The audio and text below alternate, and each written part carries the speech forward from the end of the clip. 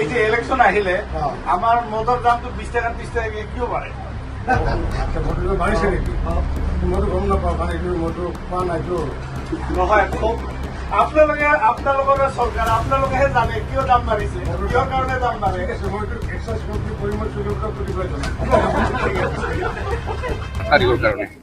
না মূলগতভাৱে চাওক, আমাৰ যিমানবোৰ ব্যৱসায় আছে সেই ব্যৱসায়ীসকলে যাৰে মিটিং নহওক কিয়, প্ৰধানমন্ত্ৰীৰ মিটিঙেই হওক, মুখ্যমন্ত্ৰীৰ মিটিঙেই হওক, বিদ্যালয় আৰু চিফৰ মিটিং হ'লেও এইসকল দোকান এৰি পেলাই মিটিঙত যোৱাৰ কোনো সময় নাথাকে।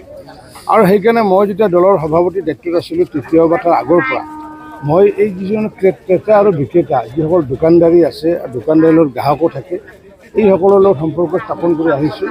এইবাৰো এই নিৰ্বাচনত মই শ্ৰীৰামপুৰতে হওক বা কিছুদূৰ আগে মই আমাৰ যি হেৰিয়াৰ ওচৰত দুটমাৰ ওচৰত গৰুফেল্লা বজাৰ তাতেও মই কেম্পেইন কৰিছোঁ। আজি কিছুদিন আগতে মই বাসুগাঁৱতো কেম্পেইন কৰিছোঁ আৰু আজি আমাৰ এই কোকৰাঝাৰৰ ডেইলি বজাৰত দোকানে দোকানে গৈ পেলাই আহ্বান জনাইছোঁ যে সকলোৱে যাতে ট্ৰেক্টৰক ভোট দিয়ে। কাৰণ কিয় বহুত মানুহৰ ধাৰণা আছে কি যে আমাৰ পদুম ফুললৈ বিচাৰি যাবগৈ, গতিকে সেই বিষয়ে অৱগত কৰিছোঁ আৰু ৰেছপন্সটো মানুহৰ খুব ভাল। নিশ্চিত ওপৰত আগন্তুক দিনত জয়ন্ত বসুমতাৰী ডাঙৰীয়াই 2 লাখতকৈ অধিক ভোটত জয়লাভ কৰিব। যদি সঁচা কথা কওঁ তেতিয়া প্ৰতিদ্বন্দ্বী নাথাকে এতিয়া আপুনি হয়তো 70 বা 80 নম্বৰ পাব, মইতো 30 নম্বৰ পাওঁ। 30 নম্বৰ পোৱাটো কিবা প্ৰতিদ্বন্দ্বিতা বুলি নক'ব, সেইকাৰণে প্ৰতিদ্বন্দ্বিতা কাৰো নাথাকিব বুলি মই ভাবিছোঁ। কোকৰাঝাৰ চিয়ৰ নহয় নেকি এন ডি এৰ কাৰণে, যাৰ ফলত আপোনালোকে খুব কষ্ট কৰি এনেকৈ নিৰ্বাচনী প্ৰচাৰ কৰিব লগা হৈছে? এইটো বিষয়টো হৈছে ধাৰণা, ভ্ৰান্ত ধাৰণা আপোনালোকে। আমাৰ প্ৰধানমন্ত্ৰী নৰেন্দ্ৰ মোদী ডাঙৰীয়াই যদি নিৰ্বাচন কৰে, প্ৰধানমন্ত্ৰীৰ পিছত মুখ্যমন্ত্ৰী যদি য'তে নিৰ্বাচন নকৰিছিল বা মই ৰাজ্যিক সভাপতি আছিলোঁ বা আমাৰ ৰাজ্যিক সভাপতি য'তে নকৰিছিল, এইটো আমাৰ হৈছে কি এটা কণ্টিনিউৱাছ প্ৰচেছ, এইটো one of the part of the micro' management. গতিকে মাইক্ৰ' মেনেজমেণ্টৰ পাৰ্ট হিচাপে আমি একেবাৰে আমাৰ যিটো ছিষ্টেম সেই ছিষ্টেমত আমি কেতিয়াও কম্প্ৰমাইজ নকৰোঁ। গতিকে যিমানে জিকাৰ ভাল নাথাকক কিয়, মোদী ডাঙৰীয়াই য'ৰ পৰা নিৰ্বাচন খেলিছে তাতো মাইক্ৰ' মেনেজমেণ্ট ছিষ্টেমটো সেয়া হয় আৰু এই মাৰ্কেট কেম্পেইনটো এটা মাইক্ৰ' মেনেজমেণ্টৰ ছিষ্টেমৰ অন্তৰ্গত, যাৰ কাৰণে প্ৰতিখন দোকানে হওক বা প্ৰতিটো চুবুৰী বা প্ৰতিটো বুথত আমি সম্পৰ্ক স্থাপন কৰোঁ। বুথত সম্পৰ্ক স্থাপন কৰা হৈ গ'ল, এতিয়া আমি বজাৰে ব্যৱসায়ীসকলৰ সম্পৰ্ক স্থাপন কৰি আছোঁ আৰু জিকাটো নিশ্চিত 100% নিশ্চিত। আমি ইয়াত কৰি ভোট যাতে অধিক বৃদ্ধি কৰিব পাৰোঁ তাৰ কাৰণে প্ৰয়াস কৰা আছে। সৰ্বভাৰতীয় কথা মই ক'ব নোৱাৰিম, কাৰণ যিহেতু সৰ্বভাৰতীয় মই নাই, গতিকে এই বিষয়ে বক্তব্য ৰাখিও লাভ নাই। অসমততো মই নিশ্চিতভাৱে চাওক, পূৰ্বতো আমাৰ এটা ট্ৰেণ্ড এটা আছিলে, আমি আগতে পাইছিলোঁ 4টা পাইছিলোঁ, 7টা পালোঁ, 7টাৰ পিছত মই যেতিয়া সভাপতি হ'লোঁ যে 9টা পালোঁ আৰু এতিয়াতো 11টাটো নিশ্চিত ওপৰতে পাওঁ।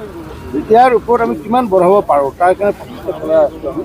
গতিকে এতিয়াও আমি ধুবুৰীত যেনেকুৱাকৈ ধুবুৰীত আমি সংঘৰ্ষ অব্যাহত ৰাখিছোঁ। অহা কাইলৈ মাননীয় মুখ্যমন্ত্ৰী ধুবুৰীত, ময়ো ধুবুৰীত আজিয়ে যাম ইয়াৰ পৰা। গতিকে আমি ধৰক ৰিজাল্ট কি হয় নাজানো, ধুবুৰীতো আমি চেষ্টা অব্যাহত ৰাখিছোঁ। এই যে লাষ্ট পেজৰ নিৰ্বাচন, লাষ্ট পেজৰ নিৰ্বাচনত এই ৰিজাল্ট এইটোৱে, গুৱাহাটী নিশ্চিত 5 লাখতকৈ অধিক ভোট, বৰপেটা 3 লাখতকৈ অধিক ভোটত নিশ্চিত, এইটো 2 লাখতকৈ অধিক ভোটত নিশ্চিত। আৰু এতিয়া সংঘৰ্ষ আমাৰ হ'বই, আমাৰ যিসকলৰ লগত আমি তীব্ৰ প্ৰতিদ্বন্দ্বিতা আছোঁ। ধুবুৰী অঞ্চলত আছোঁ, ধুবুৰী অঞ্চলৰ সংখ্যালঘু সমাজে স্বতঃস্ফূৰ্তভাৱে ওলাই আহিছে আৰু ওলাই অহাৰ মূলগত কাৰণ হৈছে যে মাননীয় প্ৰধানমন্ত্ৰী ডাঙৰীয়াৰ যি সবকা সাথ সবকা বিকাশ আৰু মুখ্যমন্ত্ৰী ডক্টৰ হিমন্ত বিশ্ব শৰ্মা ডাঙৰীয়াৰ সৰ্বস্পৰ্শী আৰু সৰ্বব্যাপী, এই সৰ্বস্পৰ্শী আৰু সৰ্বব্যাপী আঁচনিৰ বাবে ধৰ্মীয় সংখ্যালঘু মানুহসকলে ওলাই আহিছে। দেখা যাওক কি হয়, যদি তেওঁলোকে ভাবে মোদীৰ লগত থাকিম বুলি থাকিব, যদি ভাবে নাথাকোঁ, আমাৰ কোনো আপত্তি নাই ক'বলগীয়া। এতিয়া ধুবুৰী জনসাধাৰণৰ ওপৰত কথা, বিশেষকৈ ধুবুৰী সংখ্যালঘু সমাজৰ কথা, ইমান দিনে তেওঁলোকে গোটেইখিনি সবকা সাথ সবকা বিকাশৰ উপলব্ধি কৰিছে, তেওঁলোকে সুফল পাইছে। হিমন্ত বিশ্ব শৰ্মা ডাঙৰীয়াৰ সৰ্বস্পৰ্শী সৰ্বব্যাপী সুফল পাইছে। আগন্তুক দিনত যদি তেওঁলোকে থাকিব, নাথাকিলেও মোৰ ব্যক্তিগতভাৱে ক'বলগীয়া একো নাই। একচুৱেলি কথা এনেকুৱা, কাৰণ যদি জিকিলেহেঁতেন তেতিয়াহ'লে সেই কথাটো কেতিয়া ক'লে চাগে, এতিয়া প্ৰমোদ বড়োই ক'লে চাগে, কাৰণ প্ৰমোদ বড়োই যিহেতু জিকি পেলাই যিহেতু ৰাইজৰ মেণ্ডেট লোৱা আছে, হাগ্ৰামা মহিলাই তাৰ মেণ্ডেট নাই নহয়, গতিকে হাগ্ৰামা মহিলাই ইয়াতে BTC চিফ নহয়, BTC চিফ হৈছে প্ৰমোদ বড়ো। আৰু যেতিয়ালৈকে যদি জিকিলেহেঁতেন, বিটিআৰতে জিকিব লাগিছিলে, গতিকে বিটিআৰতে জিকা নাই আৰু এই লোকসভাত ক'ত জিকিলে। গতিকে তেওঁলোকে বিভিন্ন কথা কয়, কিন্তু এইবোৰ কথাৰ কোনো মানে বেছ নাই। আৰু এইকাৰণে কৈছোঁ বেছ নাই বুলি, যিহেতু তেওঁলোকে আনকি নিজৰ যিখন আসন কিন্তু কচুগাঁৱত হাৰিছে, নিজে হাৰিছে দেখোন। গতিকে এনেই হাৰা মানুহ এটাই এইবিলাক ক'ব নাপায় নহয়, ভাল নেদেখি ক'লে, হয় নহয়?